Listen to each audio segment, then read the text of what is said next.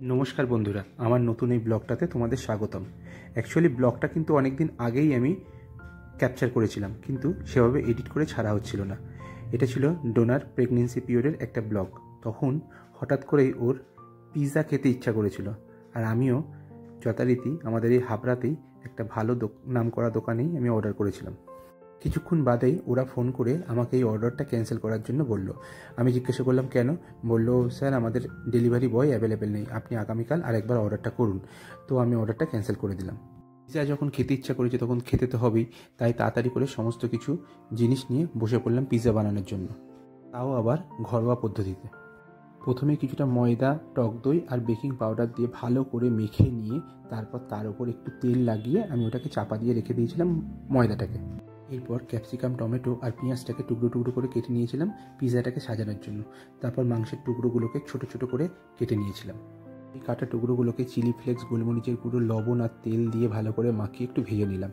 এরপর যে ময়দাটা মেখে রেখেছিলাম সেই ময়দাটাতে একটু লবণ দিতে ভুলে গেছিলাম, তাই লবণ দিয়ে একবার ভালো করে মেখে নিয়ে এইভাবে পুরোপুরিটাকে বেলে নিলাম। তারপর একটা চাটুর গায়ে ভালো করে তেল লাগিয়ে যে ময়দাটাকে বেলে রেখেছিলাম সেইটাকেই তুলে চাটুর ওপর পুরো সুন্দরভাবে সাজিয়ে দিলাম। ময়দাটাকে এমনভাবে বেলে নিয়েছিলাম মোটামুটি যাতে চাটুর মাপেরই হয়, কারণ ওই মাপেরই আমি করতে চেয়েছিলাম। তারপর হাতের সাহায্যে ময়দাটাকে চাটুর ওপর সুন্দর করে সেট করে দিলাম। এরপর ধারগুলো ভালোভাবে মুড়ে দিলাম, যেভাবে পিৎজাতে থাকে আর কি। এরপর একটা কাঁটা চামচের সাহায্যে সারা গায়ে ছোটো ছোটো ছিদ্র করে দিলাম। আমার কাছে পিৎজা সস ছিল না, টমেটো সস ছিল, তাই সেটাকেই পিৎজার বেসটাতে ভালো করে লাগিয়ে নিয়ে এরপর ওপর দিয়ে মাংসের টুকরোগুলোকে সাজিয়ে দিলাম। তারপর ধীরে ধীরে যে ক্যাপসিকাম, পেঁয়াজ আর টমেটোটা কেটে রেখেছিলাম সেটাকে সুন্দরভাবে সাজালাম, যাতে দেখতে খুব সুন্দর লাগে, যতটা নিজে সাজাতে পারো আর কি। তারপর তার উপর দিয়ে গোলমরিচের গুঁড়ো ছড়িয়ে দিলাম।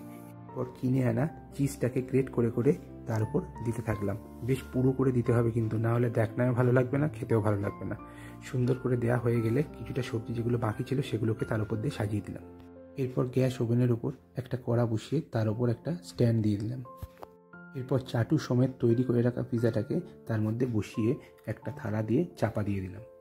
ব্যাপারটা যেন একটু এয়ার টাইট হয়, তাই একটা পাথরের চাকি তার উপর চাপিয়ে দিলাম, যাতে করে ভেতরে খুব সুন্দরভাবে বেক হয়। এইভাবে আগুনের ফ্লেমটাকে একটু লো করে প্রায় আধা ঘন্টা মতো রেখে দিলাম। তারপর খুলে যেটা বেরোলো সেটা তোমাদের চোখের সামনে। এবার পুরো পিৎজাটাকে একটা থালার ওপর নিয়ে ছুরির সাহায্যে ভালো করে টুকরো টুকরো করে কেটে ফেললাম।